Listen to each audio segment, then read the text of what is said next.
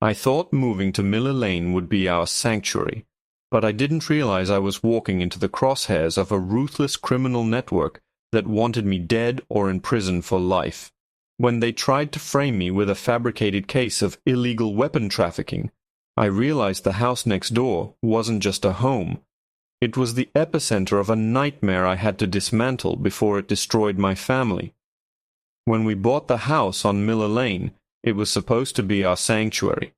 After 15 years in the force, dodging bullets and dealing with the absolute worst of humanity, I just wanted a porch, a quiet dog, and a wife who didn't wake up in a cold sweat every time my radio crackled. Sarah, my wife, had been the backbone of our household, balancing her architecture career with the anxiety of being married to a man who lived on the front lines. We invested everything we had, our savings, our future, our peace of mind, into this neighborhood. It was supposed to be our forever home. But from the moment we moved in, the dynamic of the cul-de-sac felt wrong. It wasn't just unfriendly, it was calculated. The neighbor at number 42, a man named Henderson, ran the local homeowners association like it was a paramilitary operation. Within a week, he had a binder of violations ready for us. The grass was a quarter-inch too high, our garbage bins were tucked behind the fence at the wrong angle, and our porch light supposedly violated an obscure lighting ordinance. I thought he was just a bored retiree with a penchant for control. I was wrong. It wasn't about the lawn. It was about dominance. Sarah tried to be the peacemaker, baking lemon tarts and bringing them over, but Henderson wouldn't even open the door. He stared at us through the doorbell camera, his mouth a thin line of calculated malice. The harassment escalated quickly. It went from petty fines to psychological warfare. Packages were stolen from our porch, only to be found shredded in our driveway. Our cars were keyed in the dead of night. Every time I looked out the window, I saw Henderson or one of his two associates, men who looked far too fit and silent to be retirees, staring at our property. They were building a case against us. I started investigating, quietly checking local records, and realized this wasn't just a neighborhood spat. Henderson was the silent partner in a complex, organized scheme that had been laundering money through real estate in this district for years. He didn't want neighbors, he wanted cover. He wanted quiet, unsuspecting people living in houses that served as nodes for his network, and he certainly didn't want a cop who knew how to look under the surface. I started keeping a log. I installed high-end cameras hidden in the eaves of our roof. What I captured wasn't just petty vandalism. It was a blueprint for a massive operation involving the movement of packages with restricted substances and the storage of illegal weapons in the crawlspace beneath the house next door. I felt a surge of professional adrenaline. This was my world. I knew how to handle this. I contacted a contact within the Service of Internal Security, someone I trusted to handle an investigation of this scale without tipping off the local precinct, which I suspected might be compromised. But Henderson was faster than I gave him credit for. One evening, as Sarah was getting out of her car, she was swarmed by 3 men who didn't look like neighbors. They didn't hit her. They just whispered something in her ear, handed her a plain white envelope, and walked away. When I got home, she was sitting on the kitchen floor, the envelope open.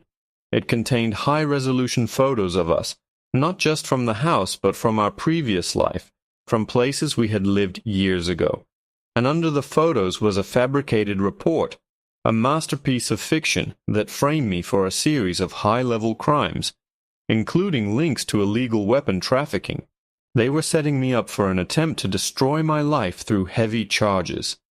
I stood there, reading the lies, realizing they weren't just bullying us out of the house. They were going to dismantle us piece by piece of evidence by piece of evidence, until I was buried under an enormous term in a federal facility. I grabbed my phone to call my contact, but the screen flashed a single notification. A live feed of our own bedroom, playing in real time on our television. Then, the house went pitch black, and I heard the sound of a heavy tool forcing our front door wide open. The wood of the doorframe splintered with a scream that sounded like a gunshot in the silence of our home. I shoved Sarah into the walk-in pantry, my hand pressing firmly against her shoulder to signal she needed to stay silent. My heart wasn't racing. It had entered that cold, detached state of high alert that only happens when you realize you're no longer a citizen, but a target. I grabbed the heavy-duty flashlight from the kitchen drawer, my only defense, and moved toward the hallway. I didn't reach for my service pistol, which sat locked in the safe. If I used it, even in self-defense, the trap Henderson had set would spring shut. That was exactly what they wanted, to paint me as an unhinged, violent officer prone to outbursts. I peered around the corner. 3 shadows stood in the foyer, their silhouettes sharp against the moonlight spilling through the broken door. They weren't wearing masks.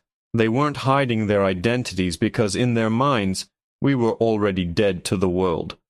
They were holding equipment, devices designed to sweep for bugs and intercept signals. They weren't just here to intimidate. They were here to scrub their digital footprint before the service of internal security could arrive. One of them, a man with a jagged scar running down his neck, looked directly into the camera I had hidden in the crown molding.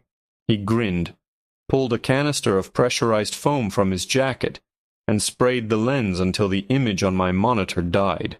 "We know you're in there, detective," the man called out, his voice smooth and devoid of any human warmth. "You think you're the hunter. You're just a ghost in a machine you don't understand. This house doesn't belong to you.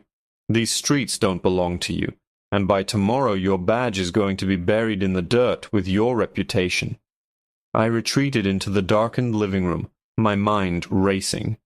If I engaged them, I'd be playing right into their hands, validating the mountain of false evidence they'd been manufacturing. I grabbed my laptop, pulled the hard drive, the one containing all my logs and the real proof of their organized scheme, and signaled for Sarah. We didn't go for the front or back doors. We went for the basement crawlspace, a tight, claustrophobic tunnel I'd discovered months ago while fixing the plumbing. It led to the drainage culvert behind the houses, a dark, damp concrete vein that ran under the entire subdivision. We crawled through the muck, the smell of damp earth and neglect heavy in the air. Behind us I heard the sound of heavy furniture being smashed and the rhythmic thud of boots on floorboards. They were tearing the house apart looking for the hard drive. My phone buzzed in my pocket, a text from an unknown number. It was just a photo. It showed my partner, Miller, sitting in his patrol car, his hands zip-tied behind his back, looking directly into the camera lens with a look of pure, unadulterated terror. The message beneath the image read, "Drop the drive at the intersection of 5th and Main in 10 minutes, or your friend pays the price for your curiosity." I stopped, my breath hitching in my chest. Sarah grabbed my arm, her eyes wide, realizing exactly what the photo meant. We were no longer just fighting for our house or our jobs. We were fighting for the lives of the few people who still believed in us. I looked at the hard drive, then back at the dark tunnel ahead. If I went to the intersection, I was walking into an ambush. If I didn't, I was sentencing my partner to whatever fate these monsters had in store. I turned back to Sarah, but before I could say a word, the sound of a high-pitched whine echoed through the drainage culvert. It wasn't the wind. It was the distinct, modulated hum of a drone, a tactical piece of hardware used for surveillance. A spotlight ignited, blinding us in the middle of the tunnel, and a voice projected through a mounted speaker right above our heads. "Did you really think you could play in our tunnel, detective?" The far end of the culvert suddenly illuminated as a heavy metal grate slammed down, cutting off our exit. From the direction we had just come, flashlights began to dance against the walls, closing the distance. We were trapped in a concrete coffin, and the water level was starting to rise rapidly. Henderson had clearly activated the irrigation control for the neighborhood storm system. As the frigid water swirled around our ankles, I realized with sinking dread that this wasn't just a trap. It was an execution. The water rose with terrifying speed, swirling around our calves, carrying the freezing scent of chemicals and urban rot. Sarah grabbed my coat, her knuckles white, her breathing ragged but controlled. I knew then that we couldn't outrun them, and we certainly couldn't outfight them in a flooded tunnel. I had to change the terrain. I reached into my utility vest, pulling out the small encrypted signal jammer I'd kept since my days in the narcotics unit. It wasn't much, but it was designed to scramble local radio frequencies and drone guidance systems. I slammed it against the concrete wall and twisted the dial to maximum output. Above us, the drone's hum turned into a frantic, dissonant whine. It banked erratically, its spotlight swinging wildly before it lost its tether to the controller and smashed into the sludge-filled water just inches from our feet.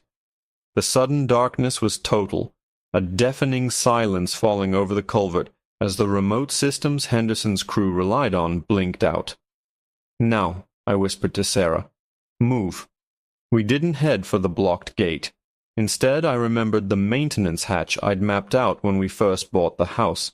It was a rusted iron port that led into the basement of the abandoned substation on the perimeter of the property line.